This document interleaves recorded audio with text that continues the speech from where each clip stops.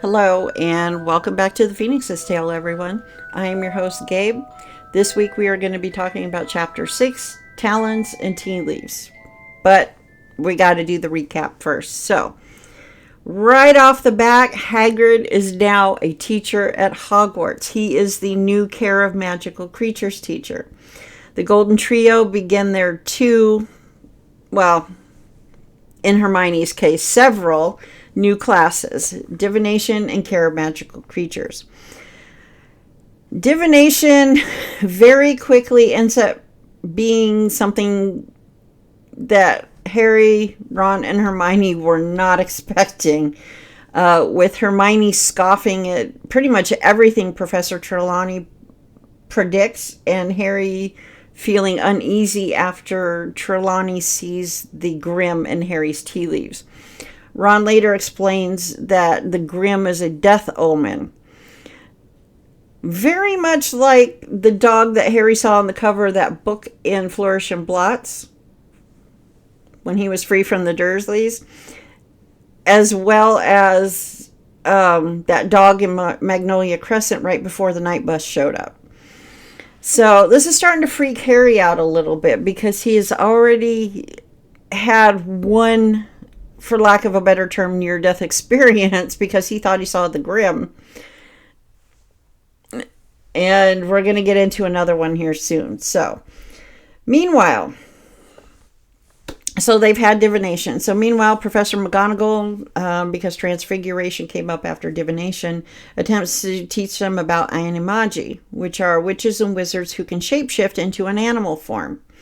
Then, after a lack of excitement from Professor McGonagall's animagi transformation into a cat, she asks everybody what the heck is going on because they seem unusually subdued.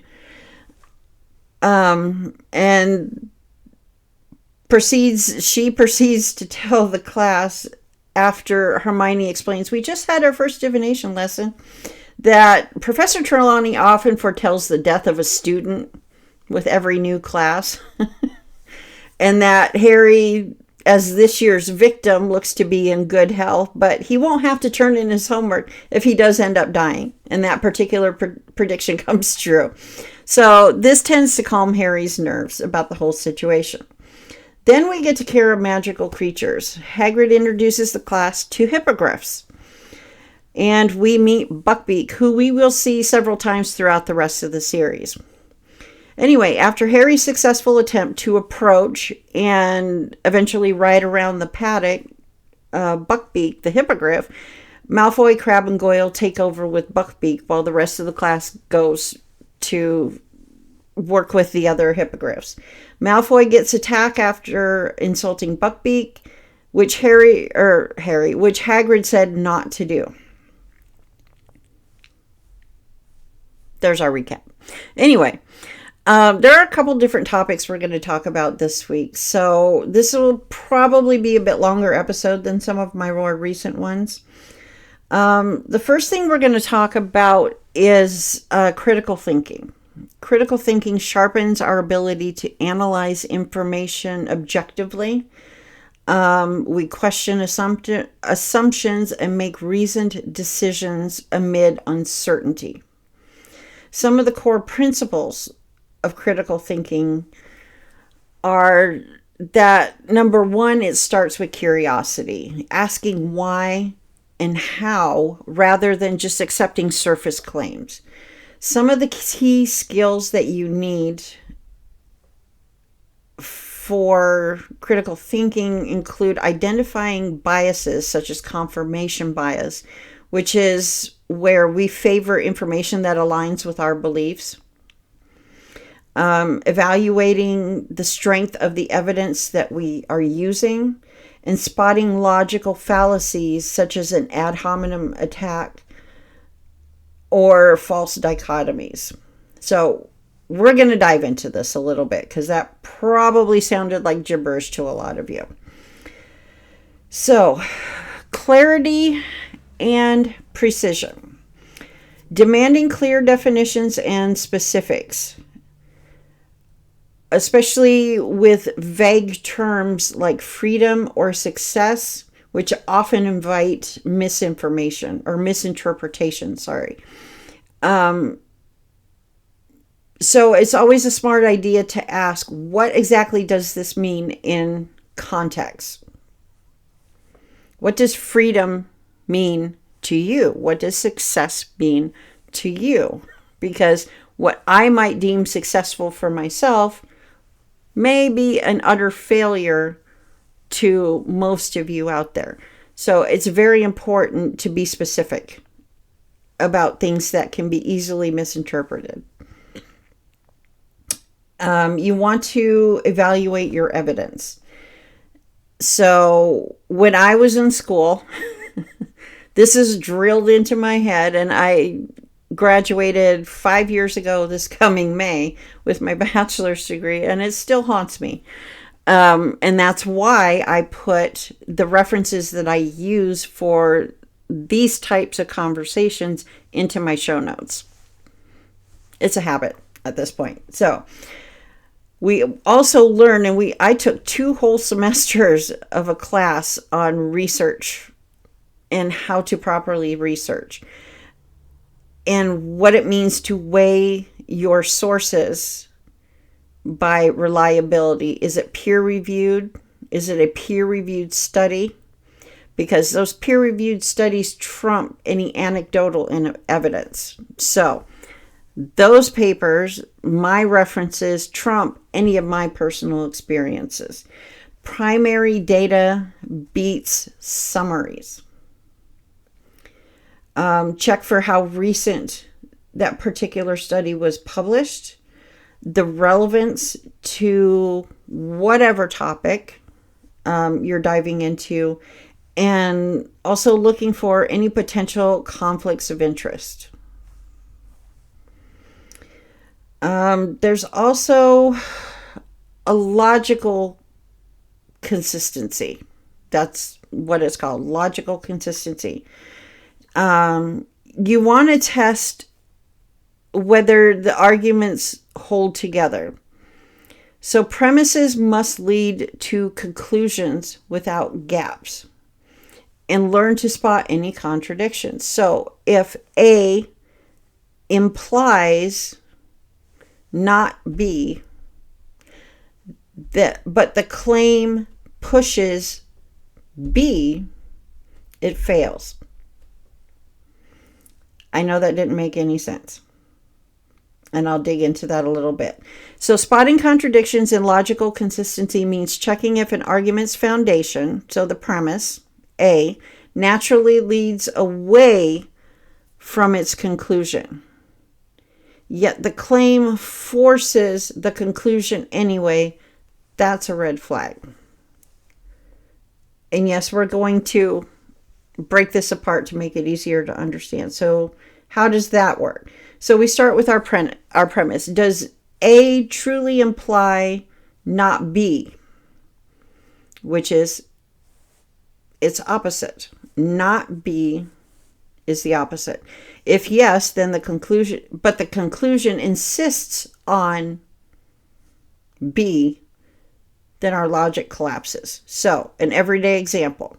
Our premise, all birds can fly, which is a common assumption that we as children learned very early on.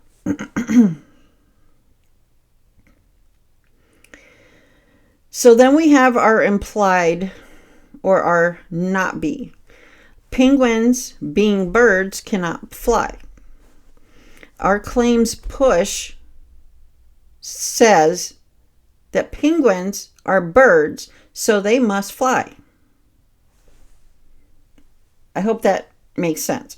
And that fails because the premise, birds fly, contradicts the reality of penguins, exposing the overgeneralization that all birds fly, therefore penguins should fly. When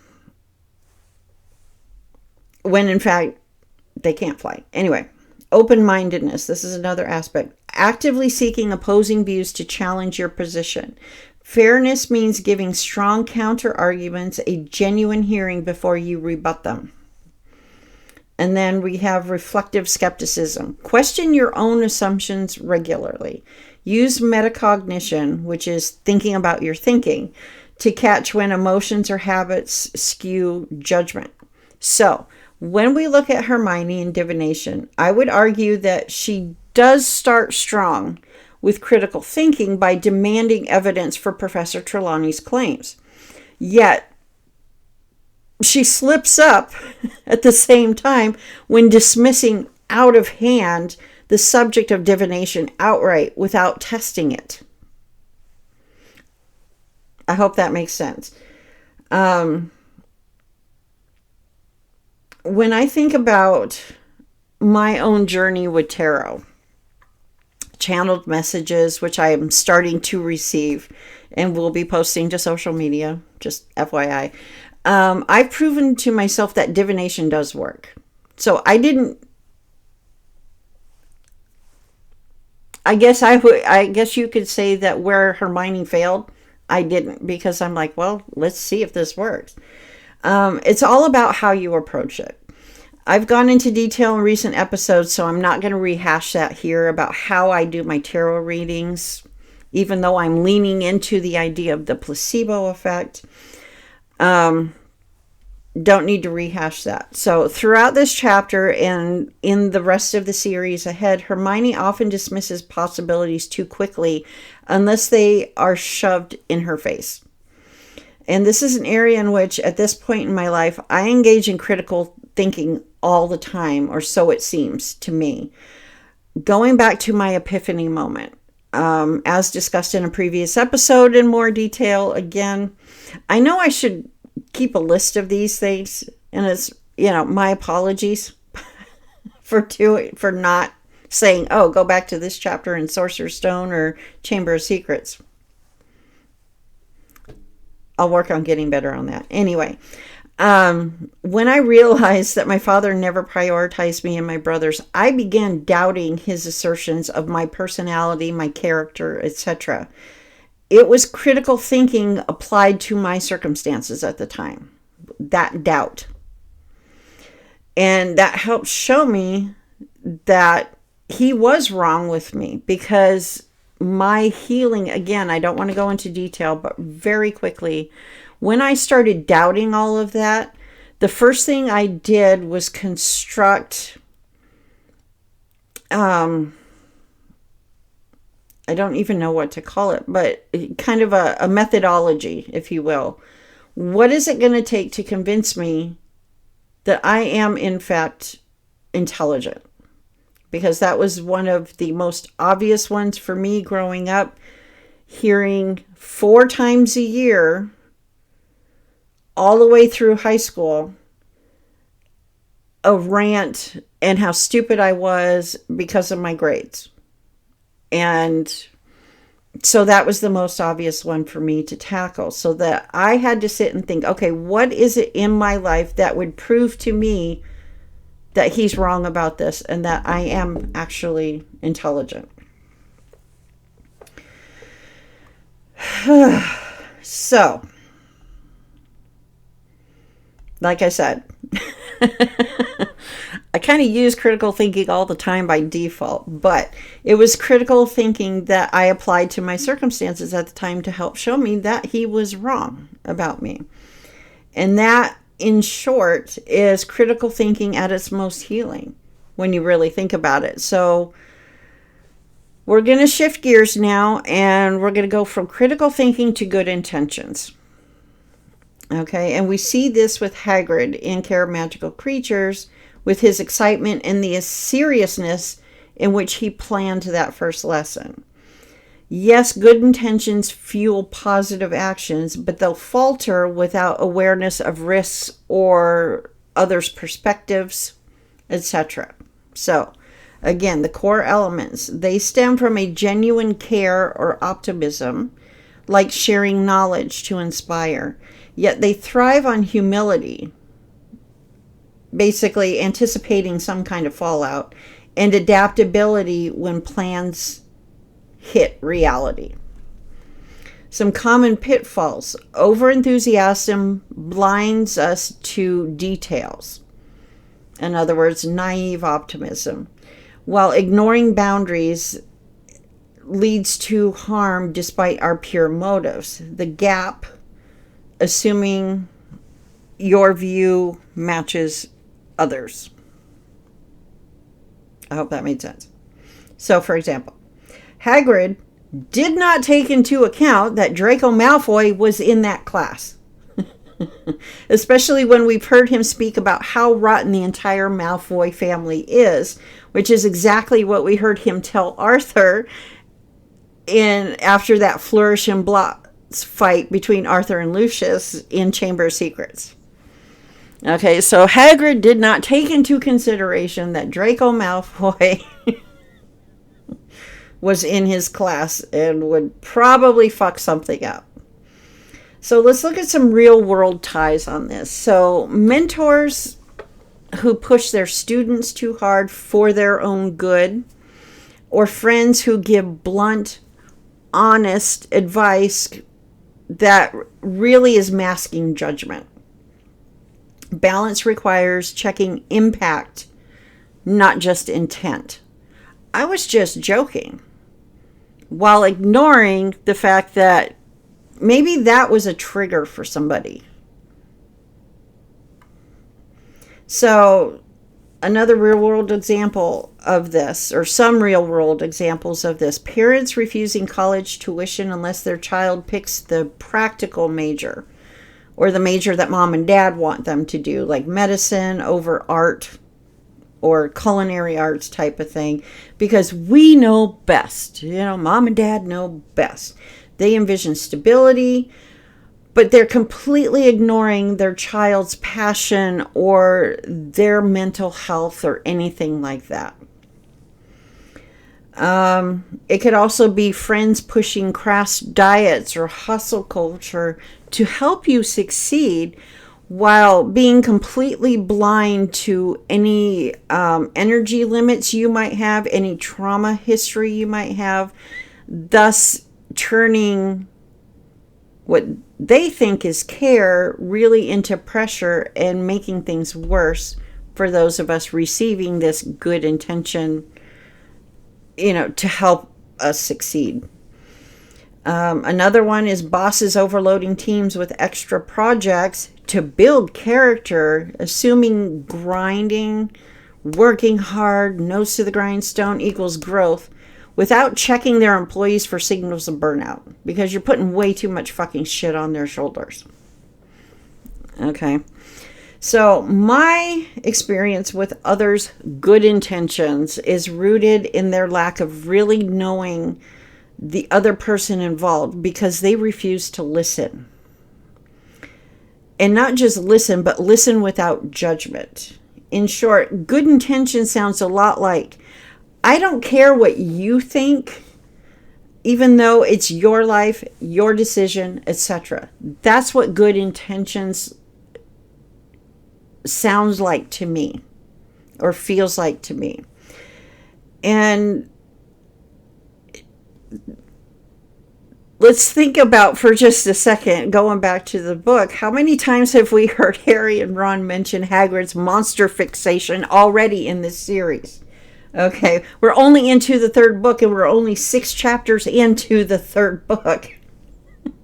And we've already heard several times about Hagrid's monster addiction. I mean, just look at the book that Hagrid chose for his class. The Monster Book of Monsters, which attacks anyone attempting to read it.